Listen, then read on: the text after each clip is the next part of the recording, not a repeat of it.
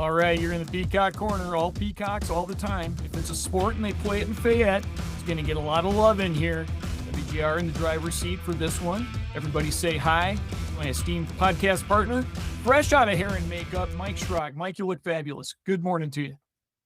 Good morning to you, Warren. Just got an exciting show today, don't we? Talking a little men's basketball.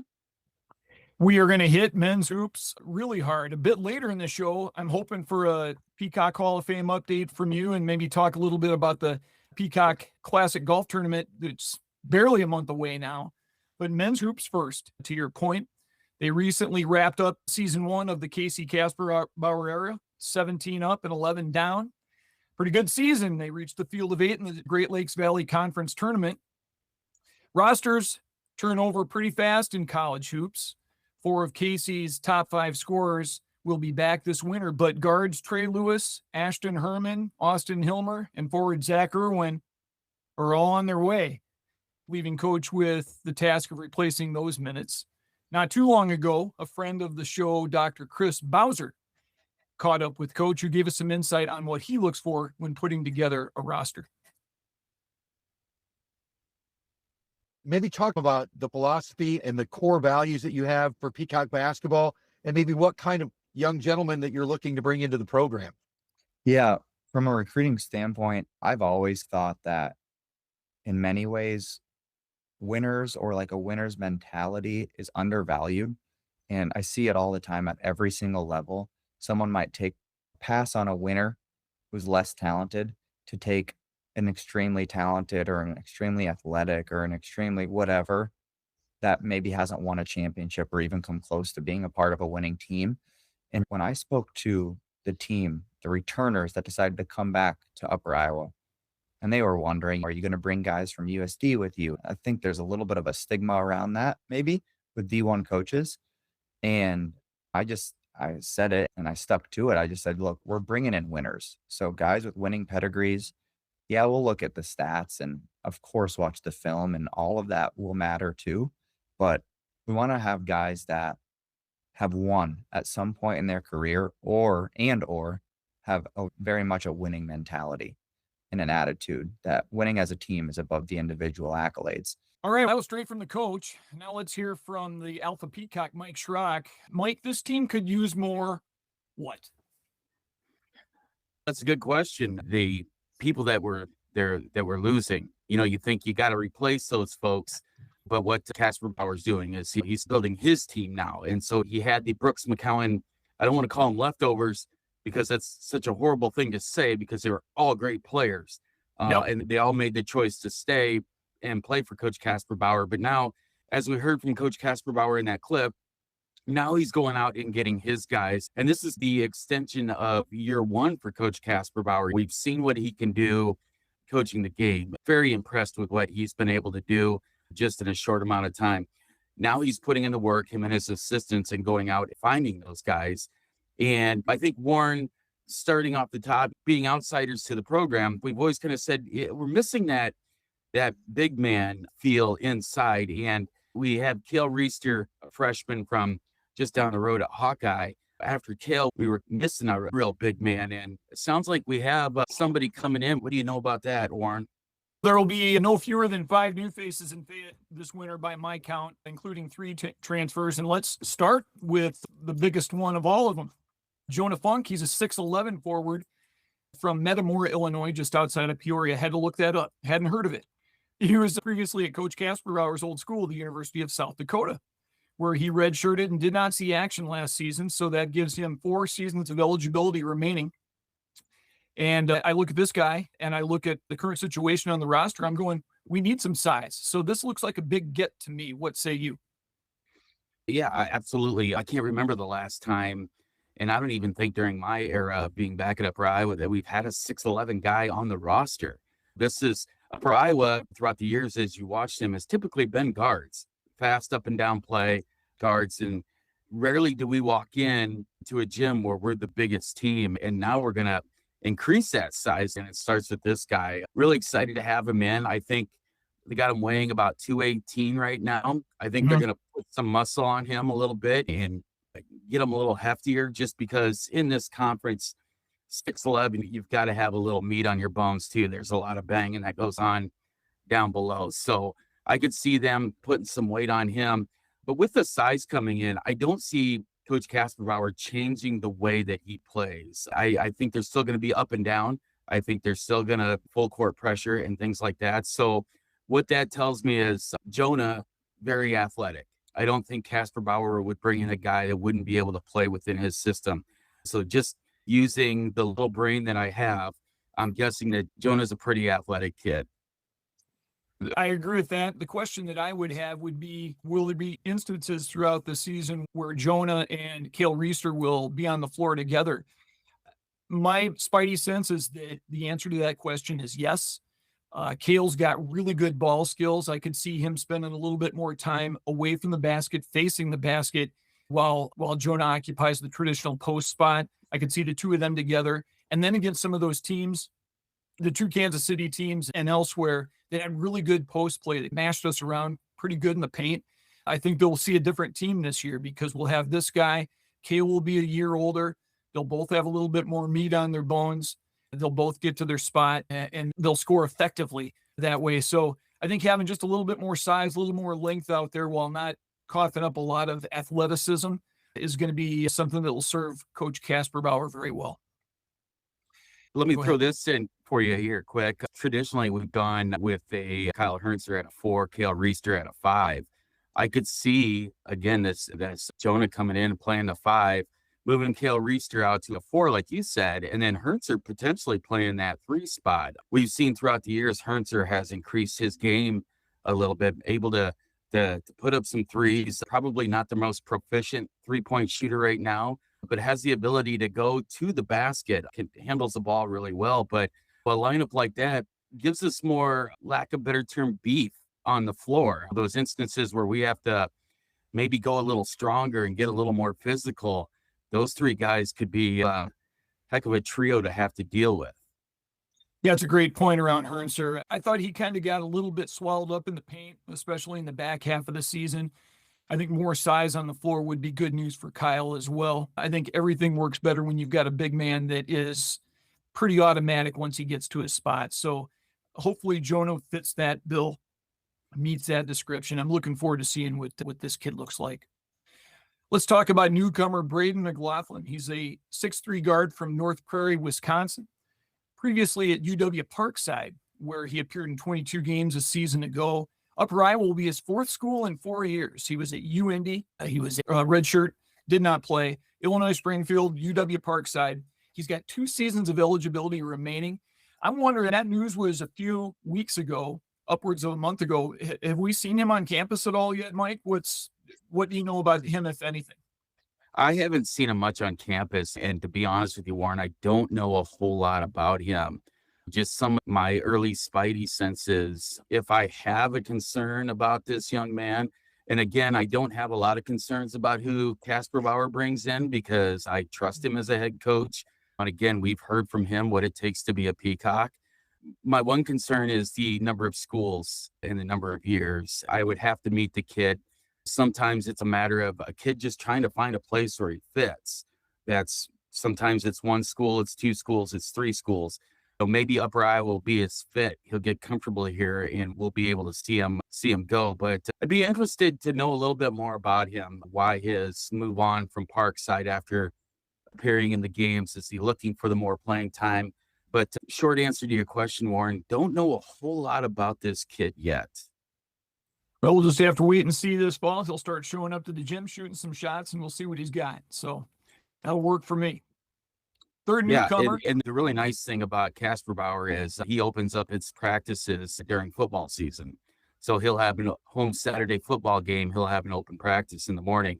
That's also nice because Kasperbauer has provided donuts as well. So I'll go in there and grab a donut before the football game and watch. And that's usually where I get a good inside look at who's who and who's improved and things like that.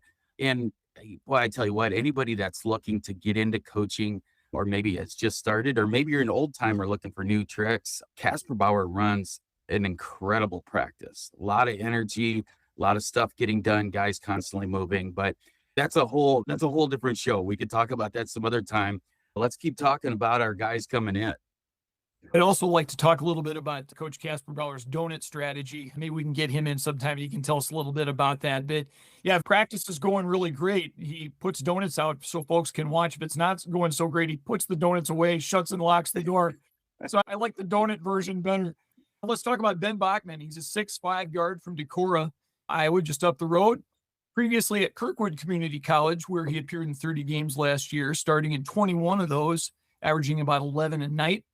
He's not shy about shooting a three. He sank 80 of those last season down at Kirkwood. 2 seasons of eligibility remaining. I look at a guy like this, haven't seen much of him, but I get the idea that he's going to help right away. What say you, Mike? Absolutely. He is a prototypical Casper Bauer player, likes to get up and down, likes to shoot the three, which I love. I love the three. I know a lot of guys love the dunks, and yeah, there's time and a place for a dunk, but I tell you what, give me a guy that can knock down a three and loves to shoot them. Bachman's going to be one of my favorites to watch. I think he's going to make an impact right away. Again, he going back to what Casper Bauer talked about in his clip, he wants guys that are winners. And this kid's a winner, not only at Decorah, but also at Kirkwood. And so he brings that mindset, that mentality, and it's contagious. And he's going to bring that to Upper Iowa, and really excited about this kid. Again, I love the three ball, and the fact that this kid loves the three ball, going to be fun to have this guy on the roster. And we've had some okay luck with Kirkwood too, that connection. It's not too far away. It's a good brand of basketball. And usually when we get one coming up from there, Caleb Delzell comes to mind. I think he was a Kirkwood guy. They're ready to play. And by the way, speaking of Kirkwood, they have a new coach with a Fayette connection, do they not, Mike? Yeah, Coach Nate Oakland, former Upper Iowa women's basketball coach, just accepted the position there. Going to replace the legendary Kim Mule. Just texted him the other day when the news broke, and he's excited to be an Eagle, hoping that this will also pay off for Upper Iowa and really strengthen that condition there. Maybe start getting some Kirkwood players from the girls' side as well. Wishing the very best to Coach Oakland. Coach Oakland, again, left Upper Iowa to become an assistant to Tanya Warren at UNI, and now going to take the head job. Big task, but winning program. He's excited about it, and we're excited, very happy for him. Congratulations to Nate. Real good.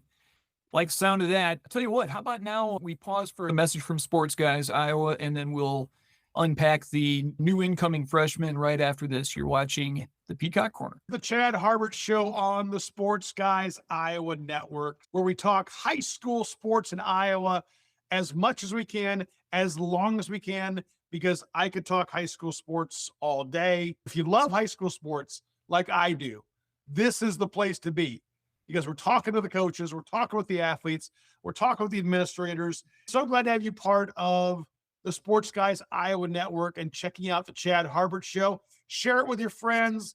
Let people know it's out there. The podcast network is growing. The Chad Harbert Show is growing. And we've got great things planned for you still this year, and even bigger things planned coming up this fall. So make sure you subscribe if you're watching us on YouTube. Make sure you're bookmarking that on Spotify or the Apple Podcast, because the Sports Guys Iowa Network is going places. And we want to make sure you come along for the ride. Mike and Warren, Peacock Corner. We got a couple of incoming freshmen here for men's hoops that we need to talk about real quick. Let's talk about Eli D, 6'4" swingman out of Baxter, Iowa, Baxter High School. Great multi-sport athlete there. And I'm given to understand a walking bucket for the boys basketball team. I thought he scored like 56 or 59 points in a game. That's a pretty good trick for 32-minute game. Plans to major in physical education. This was pretty late breaking news. I'm not sure you know a ton about this guy, Mike, and I'm not sure how much help he's going to be this winter while he gets his feet underneath him and builds up. But I have a feeling he could be a good 4-year guy for the Peacocks. What say you? Yeah, I have a great feeling about Eli D. Again, you never really know how much an incoming true freshman is going to impact a team. We go back to Jake Hilmer, who walked in and played right away. He was just that caliber of a player. Yep. Jake was able to make that adjustment from high school basketball to Division II basketball right away. I think we started to see a little bit of that in Cale Reister this year, but Took him a little bit, but he started to make that adjustment and started playing Division II level basketball. Eli D, again, it'll be the same thing with him. If he's somebody that Upper Iowa can use a lot of this year, it'll be all about how quickly he makes that adjustment. And every player goes through it, whether it's on the men's or the women's side. You play high school basketball and you just dominate, but then you elevate yourself to that next level, whether it's Division III or in this case, Division II. It's different. It's faster. It's stronger. It's tougher. You're playing everybody's high school all-star each and every game. Eli could be on that track of maybe he plays this year. Again, I don't know until we get him in the gym. Or he may be somebody that we did with Gavin Hirschberger, where we had him redshirt, learn from a guy like Jake Hilmer. And then when Jake graduated, Gavin hit the floor running and had a great season down at Mo West, but played some great minutes as a Peacock. Again, I get long-winded with these answers, but it's all about that adjustment that Eli can make. Now, could he do it from what I've seen? Absolutely. Phenomenal player. Like you said, this kid scored more points in a game than I ever did in my career. And again, he's a Casper Bauer kid that plays the type of basketball that Casper Bauer likes to play. He fits into the system nicely. And I think if we don't see him this year, he is going to have some really good years from Upper Iowa. Yeah, freshmen are tricky. Any sport, any level. When you move up a level, it's unusual to see somebody come in and just wreck everybody right from the get-go. It generally doesn't work that way. There are exceptions to that rule, but I have a feeling what we'll see is he'll be watching a little bit early on, getting a lot of good reps in the gym during practice, leaking into games, and maybe that first, second, third guy off the bench. Who knows? But I'd like to see these incoming freshmen come in, see if we can get these guys for 4 full years and get some really good basketball out of them throughout. Yeah, it's all about that preseason practicing too, getting on campus and working with the other guys on your team. I go back to last fall, we got Cale Reister on campus, and right away, Cale Reister was turning heads in those fall practices and listening to the basketball coaches saying, hey, we really like this kid. He's got something there. Understanding that he hadn't quite elevated to that Division II level yet, was showing signs of promise. If Eli can step onto campus and mimic that, I think we could see him a lot this year and being a big part of Upper Iowa's team. I like the sound of that. Let's talk about Hunter Horn real quick.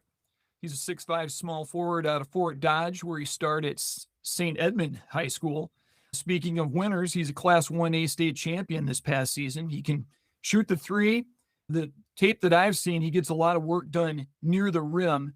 What have you seen, Mike? I saw that he was 6'5", but then all the pictures and video that I saw of him, he was at the rim and he was like eye level with the rim. I'm going, man, this kid's got some hops. I can't wait to see him at Dorman. What have you seen, Mike? The first name that came to mind when I saw this kid play, Nick Reed. He looks like he could be a Nick Reed type player. He's from Fort Dodge, so you know the kid's tough, right? The kids from Fort Dodge are tough. We know that. So he's going to be a tough kid. But I thought right away, man, this guy looks just like a Nick Reed, somebody that can score the basketball if he needs to, somebody that can rebound the basketball if he needs to, play good defense, reject a lot of shots at the rim. Really excited about this one. And it was great because I had talked to the assistant coach actually while Hunter was on campus visiting. And Coach Cook said to me, he goes, I have a really good feeling that we can get this one today. And sure enough, a couple of days later, he commits. So I know the coaching staff was really excited about adding this kid. And I think, too, going back to what we were talking about with Eli, if he can make that adjustment to Division II level of play, he could be a kid that we see as well. 2 young Iowa guys, Eli and Hunter, that could potentially see some playing time right away for the Peacocks. And I tell you what, I love everything about that. Same here. Most folks tuned in here know that Upper Iowa is the only D2 school in the state of Iowa. And that's good news for any high school athlete in the area that wants to keep going. And we're happy and proud of all the kids who choose Upper Iowa, and this looks like a really good group. Final thoughts, Mike? Final thoughts is what a fantastic job so far from what we've seen from Coach Casper Bauer and his staff recruiting. I will tell you just the insides and what I see from the outside looking in on campus. Recruiting is something that Coach Kasperbauer and his staff do not take for granted. As we saw in that clip again at the beginning of this show, Coach Kasperbauer and his staff, they know what they're looking for. They know what it takes to win. And those are the guys they're going out to get. And they're bringing these guys on campus. They're showing them around. They're introducing them to a culture that's a winning culture and want those kids to be part of it. It's just, I have a really good feeling about what's being built at Upper Iowa in regards to the Coach Kasperbauer era. Yeah, Casey's barely been here a year and his fingerprints are already all over this roster. So that's great. Good things lie ahead for that group. If I may, Mike, Warren, oh, Warren, yeah. I got a quick breaking news. I normally don't get on this podcast, but this is important breaking news from Upper Iowa. Don't you have the Upper Iowa Spirit Award winner on this podcast today? As it turns out that we do. I believe that was Mike that was awarded thusly. Mike, tell us a little bit about what they did for you.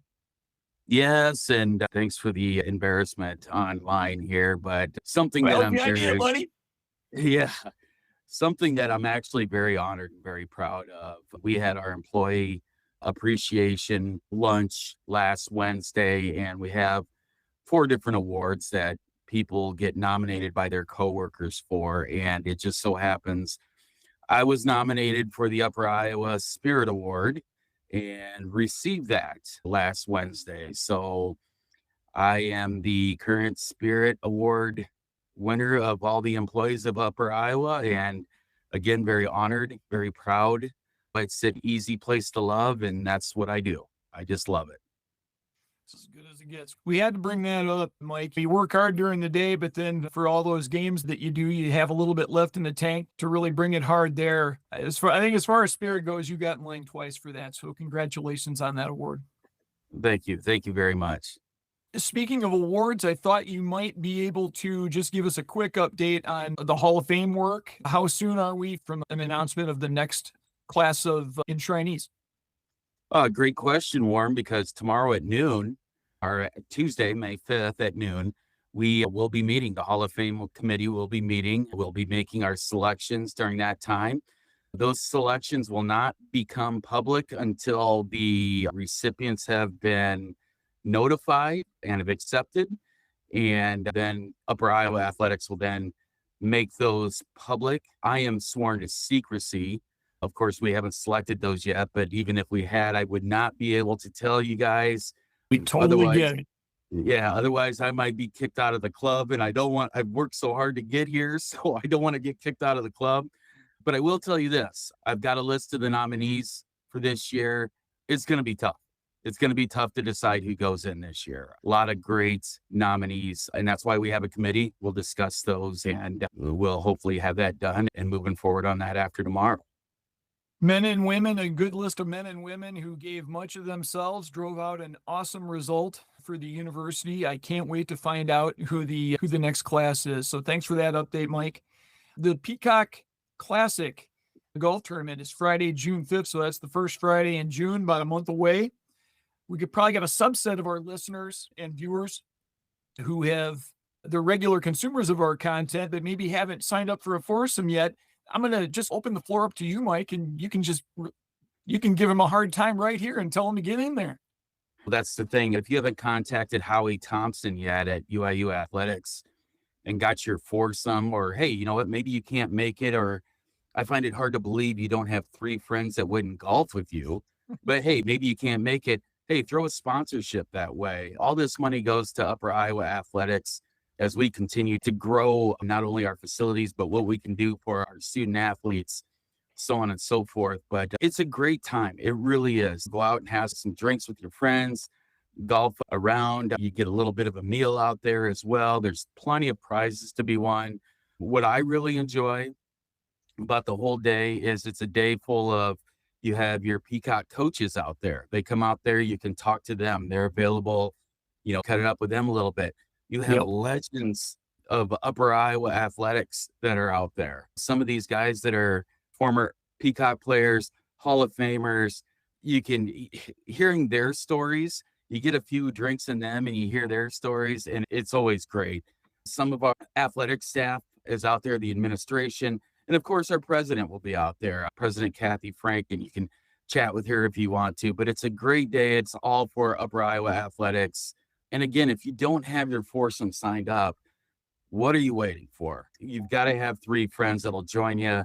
It's a great time, and I guarantee you will not regret it. So get signed up today. Contact Howie Thompson. Real good. I like the sound of that, Mike. It's maybe a chance for us sometime here in the month of May. We can get Howie in here and he can make one final appeal to any last groups of potential golfers that would like to jump in on this one. It's a great time. It's the first Friday in June. It's the 5th of June. I can't recommend it enough. It's going to be a lot of fun. Absolutely. Hey, I think we're going to sign off for now, unless anybody else has anything, but are we good to go on that? You get any other content, Mike? Other than commencements this weekend. So we're going to say goodbye to a lot of really good Peacocks. Hopefully not goodbye forever, but so long for right now, because we always want them back. So that'll be fun. Work that. Always a tough day to say goodbye to some folks, but happy that they finished out with Upper Iowa. And then we will essentially just start all over, go through the summer.